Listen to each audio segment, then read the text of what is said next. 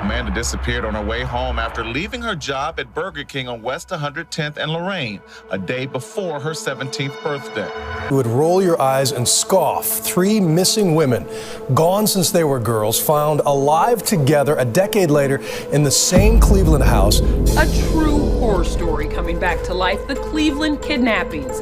For the first time, we get to see the living nightmare those women endured while they were being held captive by Ariel Castro. Call me Amanda Berry. You need police, fire, or ambulance? I'm the police. Okay, and what's going on there? I've been kidnapped and I've been missing for 10 years and I'm here. I'm free now. Chilling 911 calls you just heard were made in 2013, after a woman made a daring escape after nearly a decade in captivity. The news shocked not only the Cleveland, Ohio neighborhood where the woman had been held. Unbelievable details about the House of Horse, but the world has more were uncovered. The nightmare first began in 2002 when 21-year-old Michelle Nide left the home of a family member on August 23.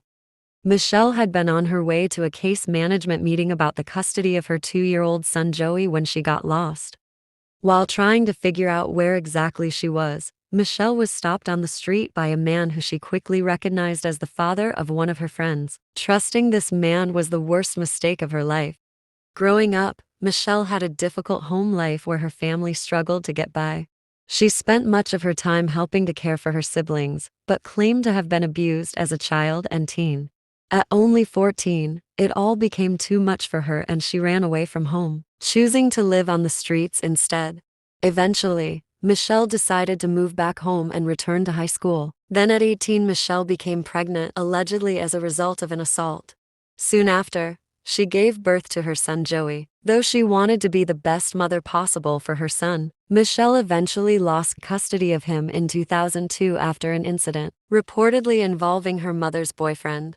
Allegedly, the man became intoxicated and fractured Joey's knee. The young boy was then moved from the house and placed in foster care.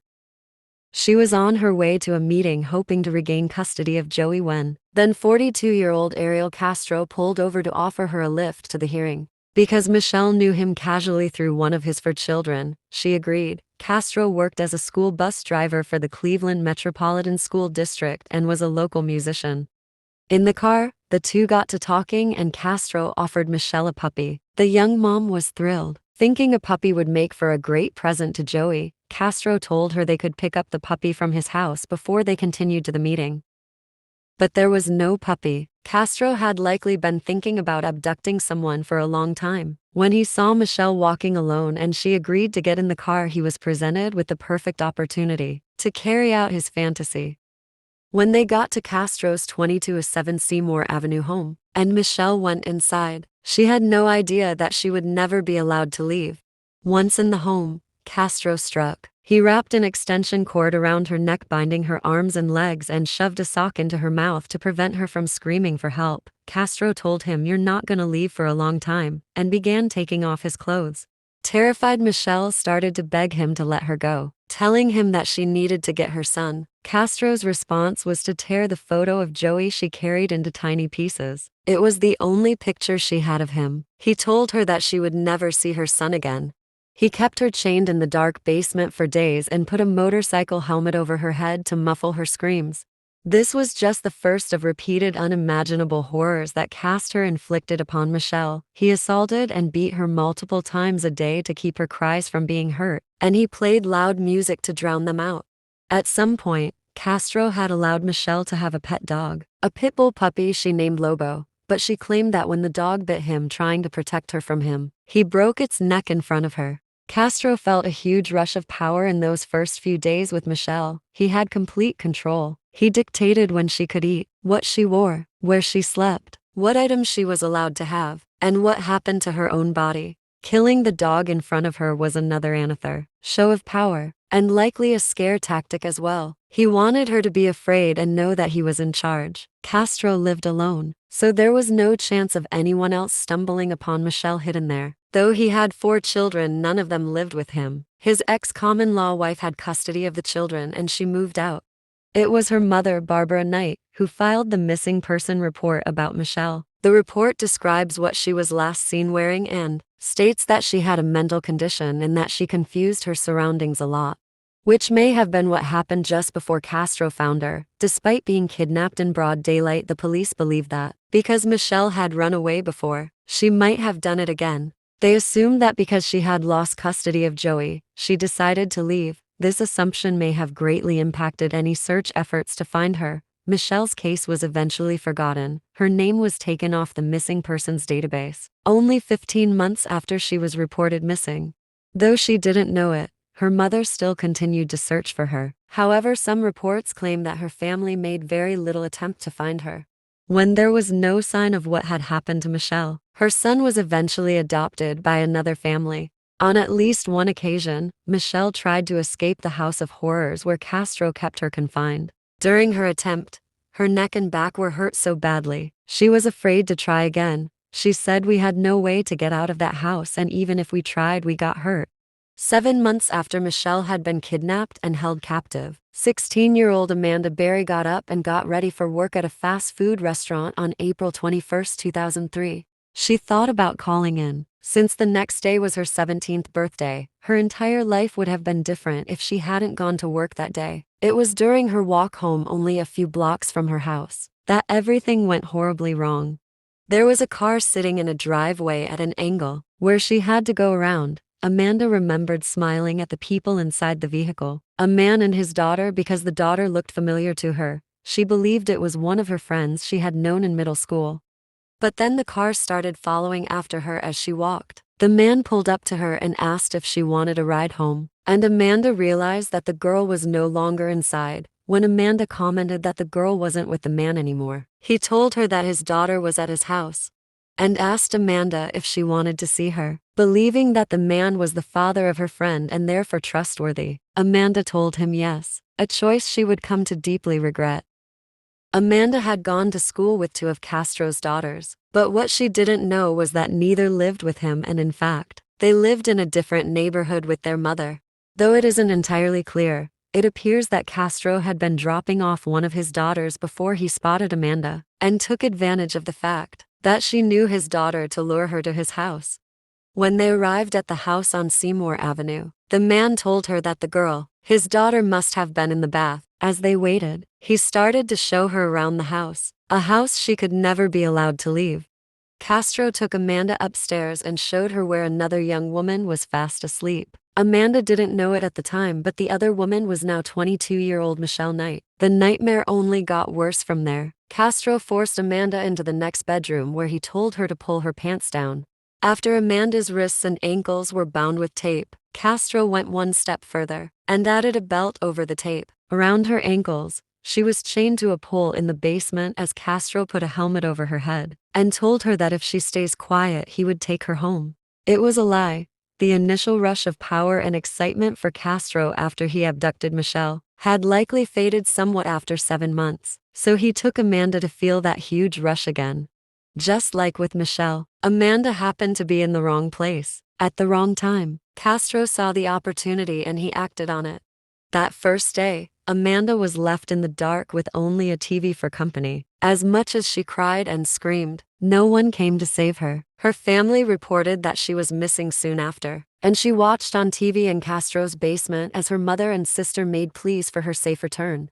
After being in the house for days, Castro brought Amanda back upstairs, where he chained her to a radiator in a bedroom. Eventually, Castro asked her if there was anything she wanted to pass the time, and Amanda asked him for something she could write in. He brought her a diary with a tiny lock and key, and one of her first entries she wrote, "You never know what you got till it's gone. I just can't wait to go home. I'm 17 now but don't have a life. But he told me I'm young and will go home before summer." Another 2 months. It was another lie.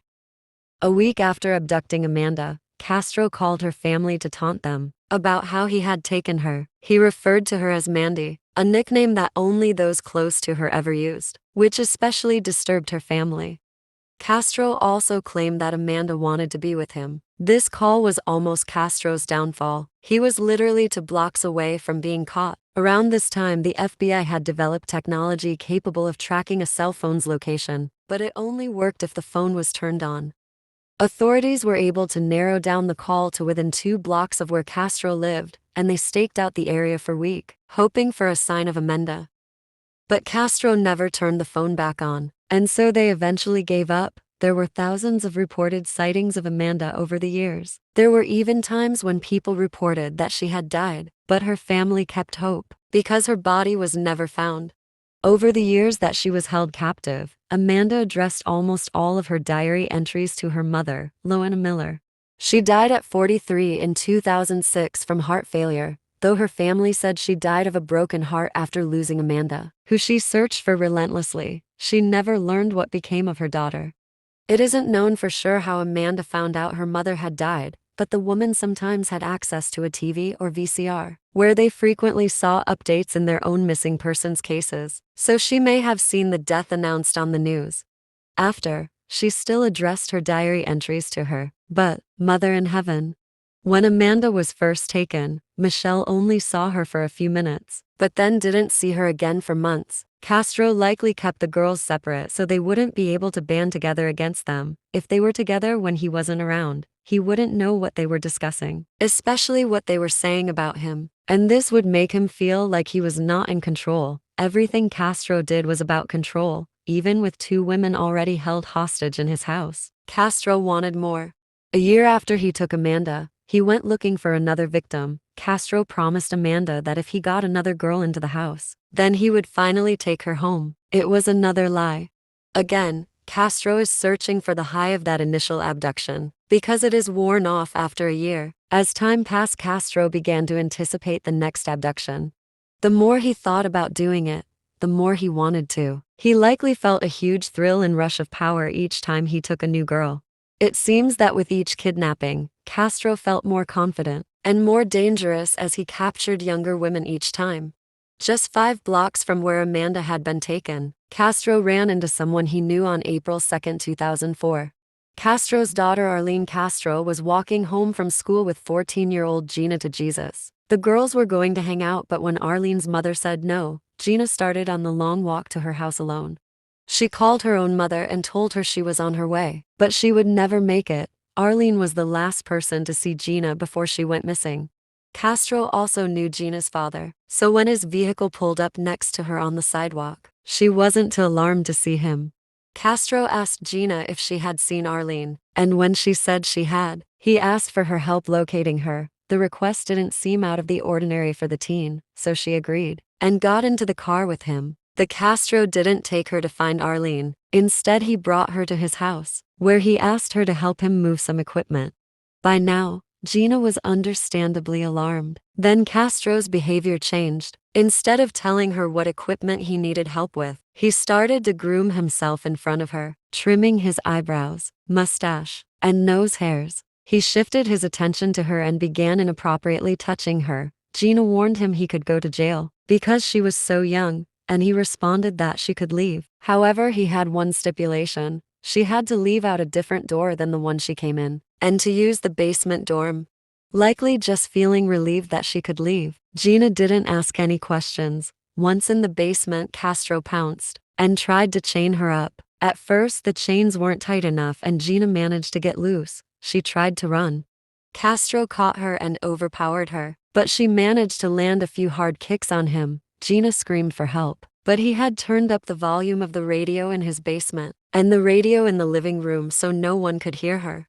He managed to tie her up and left her in his basement. The day she went missing, Gina's mother Nancy Ruiz called police to report that she had disappeared, yet investigators didn't immediately look into Gina's disappearance as a missing child, because they assumed she may have run away from home. When the search for Gina finally began, something especially twisted happened. Castro joined in the efforts. All the while he knew exactly where Gina was, because Castro was friends with Gina's father. He helped pass out flyers about her disappearance, and even comforted Gina's mother while at a vigil for her a year after she'd gone missing. Castro likely joined the search to gain access to information about the case and any possible leads. He may have also wanted to ensure that he was not a suspect since Gina was last seen with his daughter. And finally, he likely felt excitement that he was helping with the search, and that no one but him knew the truth. For the first few weeks, the Castro held Gina captive. He mostly left her alone, but on May 7, 2004, he assaulted her for the first time. Horrifically, he continued to do so regularly. He chained up Michelle and Gina together in the same room where they had to share a mattress. They would remain together in that room during their entire captivity. On a few occasions, Michelle tried to intervene when Castro attempted to assault Gina, which resulted in her being assaulted and beaten more often herself. He would assault each of them while the other was still in the room. Castro had kidnapped all 3 women within 20 months in a roughly 5-block area. Inside the home, the women were forced to live in filthy and cramped conditions. They were chained up, tortured, and starved. All suffered from depression, sickness, and bed bugs. During the first winter she was there, Michelle was left naked for months with just a thin sheet to keep warm. She also wasn't allowed to shower for the first 8 months after she was taken. Amanda was kept in a room the size of a closet with a dirty and old mattress. She had to go to the bathroom in a bucket, which was kept in the room with her and smelled terrible. Anytime Castro showed them any kindness, it always came with disturbing conditions.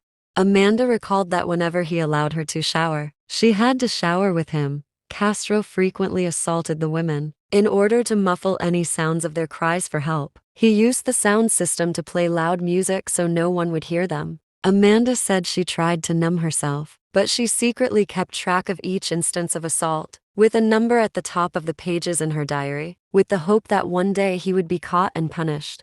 Michelle became pregnant on 45 occasions. The Castro forced her to miscarry each pregnancy by beating her so severely. The injuries were so damaging that they left Michelle unable to have any more children. He ensured none could escape by boarding up the windows and locking all of the doors. Castro also psychologically manipulated them, testing them to see if they would try to escape. He sometimes pretended to leave the house and then would sneak back in without the women knowing. That way they could never really trust he was gone. He would check that they hadn't tried to leave, and warn that if he ever caught them attempting to escape, that he would kill them. Other forms of Castro's manipulations were calculated gifts and deprivation. Depend the girls against each other. Castro used a domestic economy to hand out rewards to the women. He would give them cash allowances that they could use to buy food and other necessities, which he could also take away. In order to ensure the women didn't trust each other, he intentionally played mind games with them, often between Amanda and Michelle. When he first took Gina, he gave her the nicest room and let her eat first, which caused some resentment between the women. Buying occasional little gifts for the girls was a manipulation tactic to gain their trust and cooperation. When you have had literally everything taken away from you, such as Michelle, Amanda, and Gina did, a small item takes on a larger meaning. Making sure the girls didn't trust each other was Castro's way of ensuring they didn't join forces against him. It was another form of control. One of the cruelest moments of many cruelties was when Castro told Gina she had to play Russian roulette with him and take turns pointing the gun at each other. He claimed to have loaded the gun with 1 bullet. At that point, Gina felt like she had nothing to lose because she thought she was going to be in that house forever, but in a resistance streak. But Gina also wanted a chance to pull the trigger. While the gun was aimed at Castro, she wanted to kill him. She pulled the trigger, but nothing happened. Michelle was the most outwardly resistant to Castro. She often talked back to him, refusing to use his name when she spoke to him. Instead, she called him dude.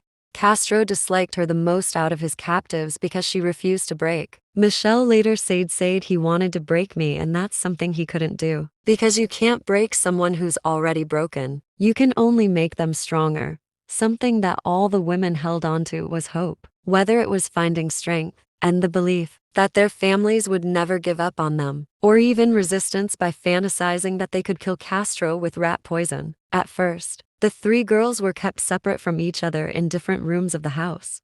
But then, on May 23, 2004, Castro brought them all together just so they could watch a show. It was America's Most Wanted and featured both Amanda and Gina's missing persons cases. This was especially painful because the families of both girls were interviewed. Gina said that after this she couldn't stand him, but had to act as though she was friends with Castro in order to survive. Following Michelle's abduction, there was very little, if any, TV or news coverage about the case. Castro used this lack of effort to find her to torture Michelle, telling her it was because no one was looking for her.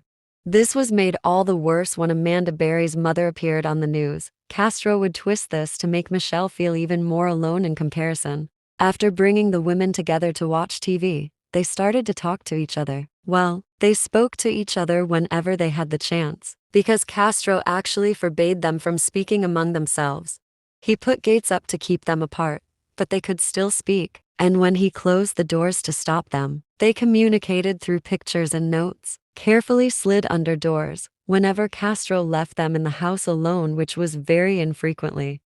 The girls would sometimes pretend like everything was okay, dancing and singing together or watching The Vampire Diaries on TV, attempting to feign any kind of normalcy. On occasion, Castro would allow the girls to go outside of the home, but only to the yard or the garage, and whenever they were out of the house, he made them wear disguises, such as a helmet or a wig. Everything became all the more disturbing when Amanda turned 20. She began to suspect that she was pregnant, for some reason. Instead of forcefully terminating her pregnancy, as Castro had with Michelle, he allowed her to carry the baby to term. On Christmas Day 2006, Amanda went into labor. Castro had purchased a baby pool for her to give birth in the home, and had Michelle help her deliver the baby. While she was in labor, Castro sat in a rocking chair and read a book on babies, rather than offer an aid. The birth wasn't easy, not only because she had to give birth without any professional help, but the child wasn't breathing at first. Castro apparently threatened to kill Michelle if she didn't save the baby. Michelle managed to get the child to breathe by blowing air into her mouth, and thanks to her efforts, the baby survived. Amanda named her daughter Jocelyn. The baby became a very welcome distraction and source of joy for the three young women. According to Michelle, Castro began calling Amanda his wife after the child was born. He even referred to them all as a family. For the most part, Jocelyn was as hidden from the outside world as the others. But unlike the three women, Castro would occasionally let her outside, to the backyard, to the park, or to Sunday services with him. He even took Jocelyn to visit his family, including his mother Lillian Rodriguez. Apparently, Jocelyn called her grandmother. Rodriguez never revealed where she thought the young girl came from, or who she thought her mother was. All the while, Amanda worried Castro might possibly do something to her daughter. And what might be one of the strangest turn of events for the women, they also watched the breaking news in August 2009 of J.C. Diard's escape from captivity after 18 years. The three women were fascinated by the story, and watched for any updates. It must have been particularly surreal to see the evidence of someone escaping a situation so similar to the one they were currently in. And yet, when talking about the man who had held JC captive, Philip Garrido, Castro made the comment that guy was crazy. Though it may seem like Castro was at least willfully ignoring any similarity. When one of the women said that what happened to JC was just like their situation, he asked him if they were going to write a book about this. Castro must have felt extremely confident that no one would ever discover the women, because he occasionally had friends and family members come over to the house. On one occasion, the women were almost able to alert Castro's daughter that they were there. They were close to shouting for help, but they were too afraid that Castro would kill them if they did. They had another chance to call for help when the house next door to Castro's was raided by police in 2010. But again, they were too afraid. On another occasion, when he had family over, he hid the women in a van. There were many close calls over the years. When police were investigating Gina's disappearance, they looked at connections with her friends, including Ariel Castro. But instead of investigating her father, they became suspicious of her stepfather, Fernando Colon.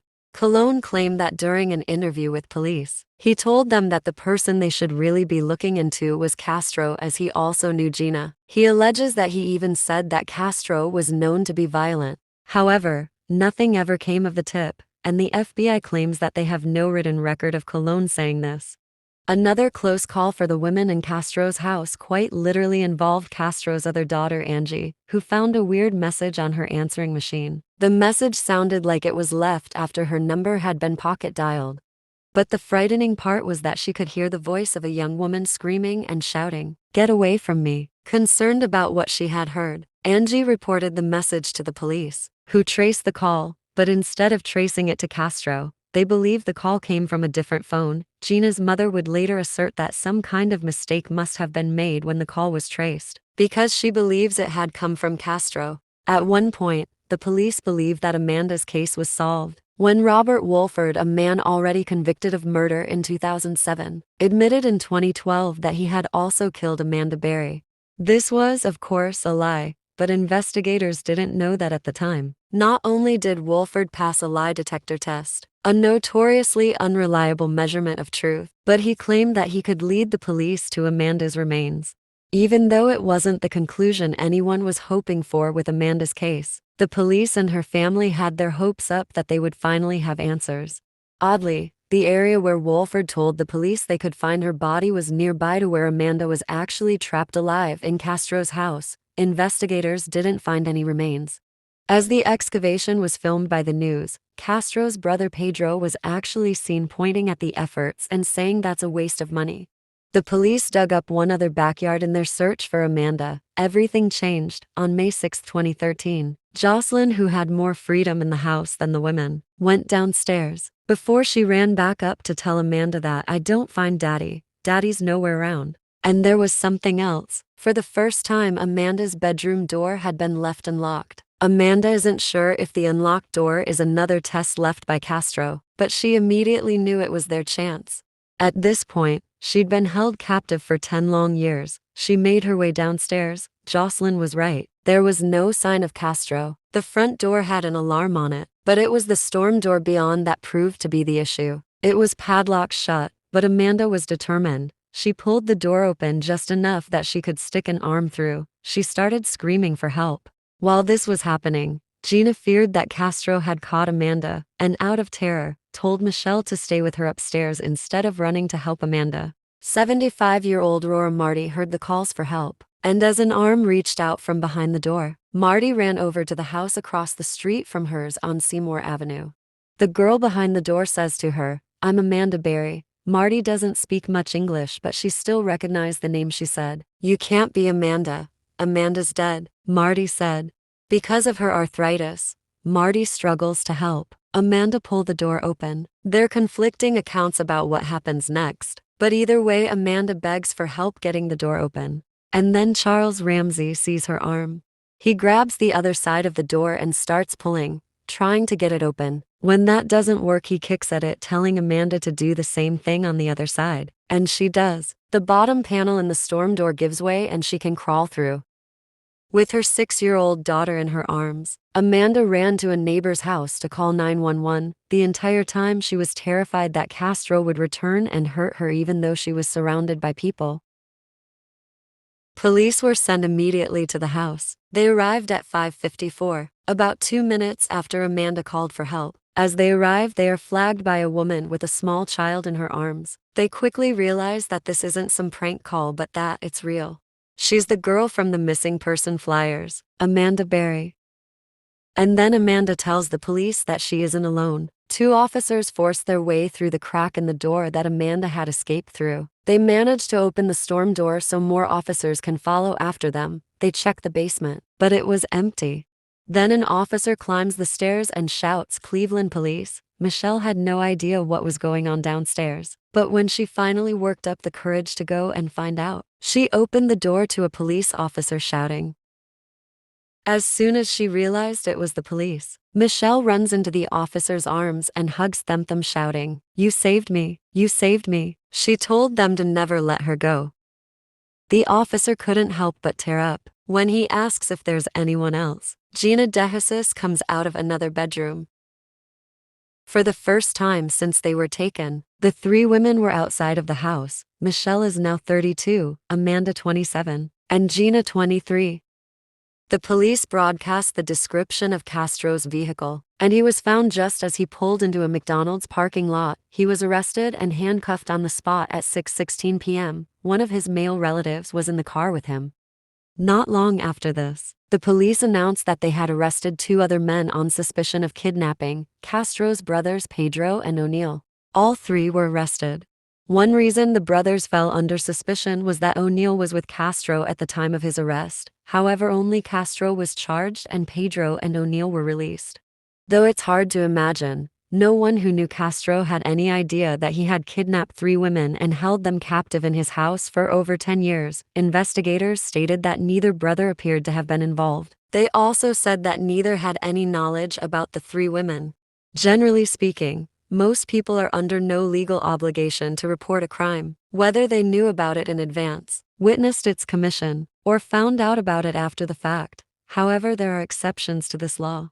Some examples would be mandated reporters, if you aid and abet in the crime, or if you willfully conceal the commission of a felony federal offense. The latter can result in a charge of misprision of a felony, which is a form of obstruction of justice. The shocking rescue made worldwide news. Instead of celebrating her release after 11 years, Michelle was rushed to the hospital. She complained to the police about having chest pains and trouble breathing.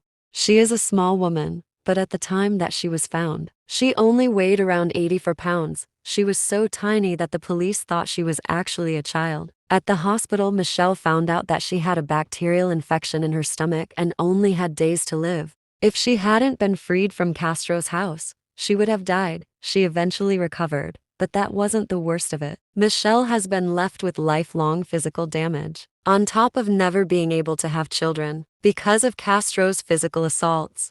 Michelle's eyesight has been permanently altered after spending so much time trapped in the dark. She also suffered from damage to her facial bones from the repeated beatings to her head. On one occasion, Castro broke her jaw with a barbell. None of this compares to the mental effects of Castro's torture. During those long years of captivity, Michelle occasionally contemplated taking her own life, but her will remained strong. Once the women were rescued, Castro's house was boarded up. After the women were discovered, people started to come forward with stories about the house on Seymour Avenue. Elsie Centrone, who lived 3 houses away from Castro, claimed that several years earlier her daughter had spotted a naked woman crawling in Castro's backyard. She said she called police about it, but they didn't take it seriously. In a similar incident, another neighbor, Israel Lugo, claimed he heard pounding on the doors coming from inside Castro's house and called the police in 2011. Lugo alleged that they knocked on the door, and when no one answered, they left. The police admitted that they'd been at the Castro house twice in the last 15 years, but they maintained those visits had nothing to do with the women's disappearances. In contrast to this, after his arrest, other neighbors came forward to say that Castro always appeared to be happy and respectful. Disturbingly, the kids and parents in the area trusted him, and he was known to take the children on rides on his motorcycle. What may be most horrifying of all is the fact that Castro was almost stopped on multiple occasions for a decade. He had a long history of abuse and several run-ins with the police, including an incident involving the owner of a house neighboring his own. In 1994, Ernesto Santiago had come to check on his property. When he realized a chain-link fence was missing, he asked Castro about it, and according to the police report, Castro became upset and picked up a shovel and attempted to hit the victim with it. In 2004, while Castro was working as a bus driver, he was charged with child endangerment and abduction. He allegedly left a 13-year-old boy on the bus unsupervised. When he got back on the bus, he drove it to Wendy's and once there allegedly told the child, "Lay down, bitch," while he went inside the restaurant to eat. He denied ever saying that. When he was interviewed about the incident, Castro said, "I just totally forgot he was there. I didn't check the bus." He was suspended for 60 days, but the charges were unsubstantiated due to insufficient evidence. He was eventually fired in 2012 after leaving the bus unattended in a fire lane for hours as well. There is a long trail of police reports recording Castro's physical assaults against his common-law wife, dating back to 1989. After an incident, she called the police to report Castro, but never went through with pressing charges because he allegedly threatened to kill her and their children if she did. Another police report states that in a different incident, Figueroa asked Castro where he was going, and he became violent and slapped her. When she tried to get away from him, he slammed her into the wall and against a washing machine. Her shoulder and arm were both injured in the assault. Castro made another threat when Figueroa eventually lodged a formal complaint against him after a horrific incident where he reportedly stomped on her head with his boots on, in front of their children. Figueroa's son ran from the house, and Castro chased after him, giving her a chance to lock him out of the home. When the police arrived, Castro tried to flee, but they caught him. According to a competition, Figueroa had suffered a broken nose, broken ribs, 2 dislocated shoulders, and a lost tooth. At the hands of Castro, Figueroa also developed a brain tumor from the multiple head injuries she had. When Figueroa went to take the stand at the courthouse about the incident, Castro allegedly threatened her at the entrance, and she never testified. Because of this, he was never indicted as there wasn't enough evidence. It's not uncommon for victims of domestic violence to become uncooperative after filing charges with the police. This may be due to fear, battered women's syndrome, or because they don't think the violence will happen again. Police and prosecutors always try to take as many photos as possible, statements, and any other evidence they can collect, so that if the victim becomes uncooperative, they can still prove the charges. While it's obviously more difficult to get a conviction without the victim's testimony or cooperation, it is still often done. It was only after Amanda's daring escape that Castro was brought to justice.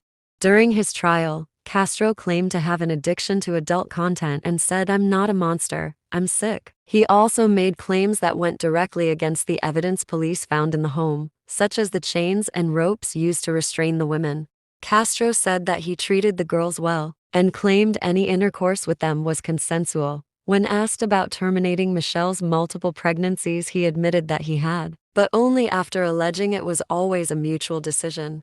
Castro refused to take responsibility for what he did by using excuses, such as that he's sick, or that he treated the girls well. He knew exactly what he was doing when he abducted and tortured the girls over the course of 10 to 11 long years.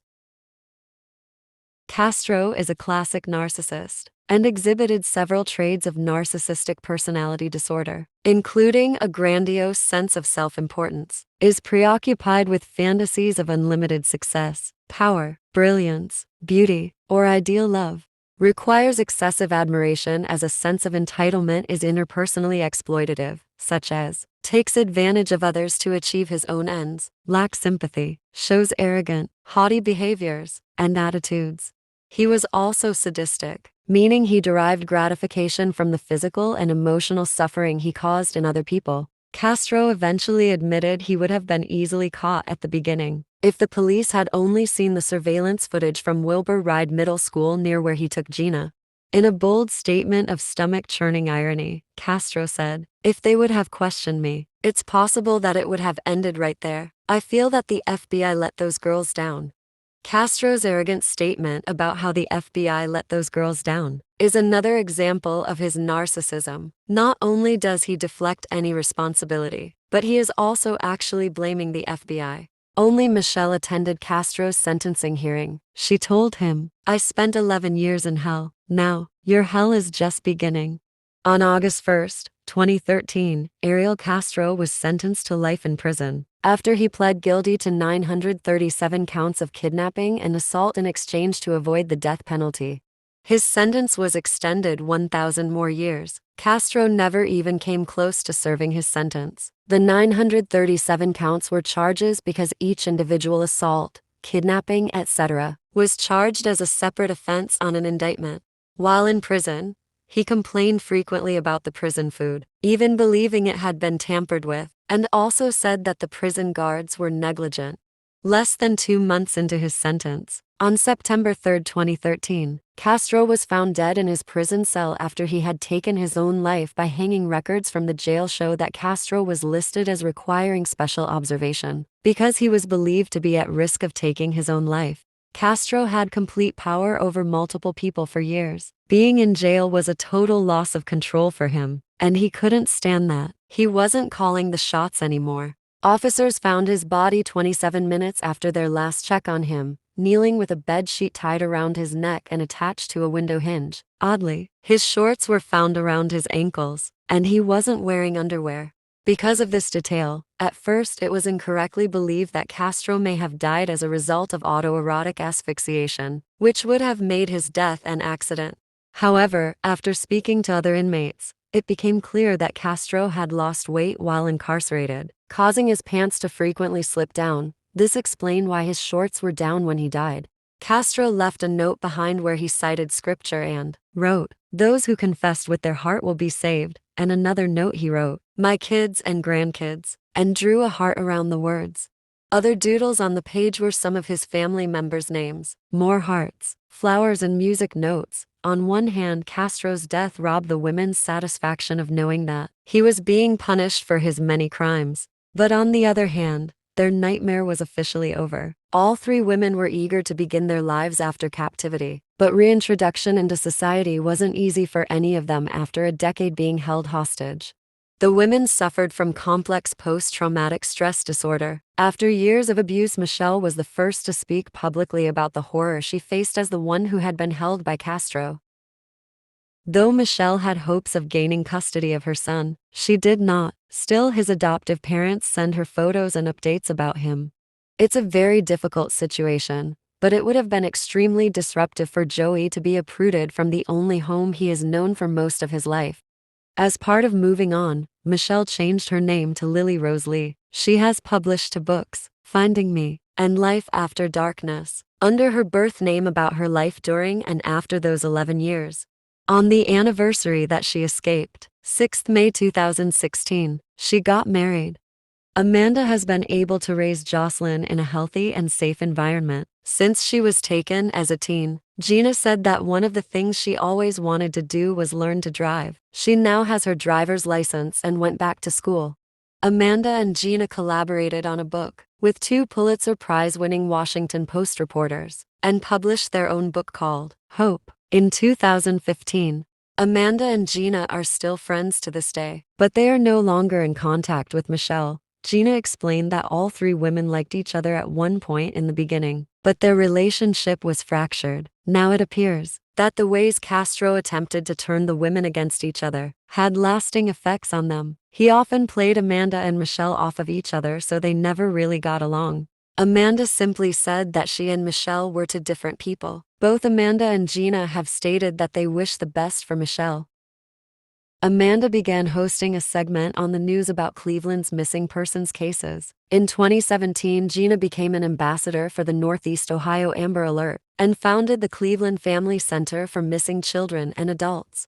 All 3 women have proven their courage, perseverance, and unbelievable ability to survive.